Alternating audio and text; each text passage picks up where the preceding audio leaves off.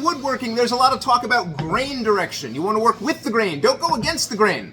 But what does any of that mean? I think most people basically understand how trees grow. A tree basically adds a layer for each year that it's alive, so the center of the tree here is called the pith, and then it adds layers coming out from the pith, and that gives you the growth rings you see on the end. And then most lumber is flat sawn, meaning you're just taking a slice of those layers. And inside of each board, you still have those layers, one on top of another, and if they were just laying perfectly flat like this, that would be amazing.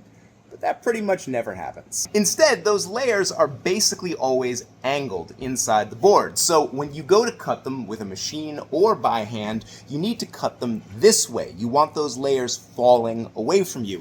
You don't want to cut them in the other direction so they're rising towards the blade. That would be called working against the grain. And you want to know how to read the grain direction so you cut the right way, and there's a lot of tricks for that, but the one I use most often is just looking at the side of a board. It's pretty obvious here the grain is rising in this direction, which means you want to cut this way. The grain is going this way. And of course there's all sorts of exceptions. There's figured wood. There are boards where the grain changes direction on you. There are knots. Those are always a pain. Each board is kind of like its own little world and needs its own approach. And if that sounds difficult and frustrating, welcome to woodworking.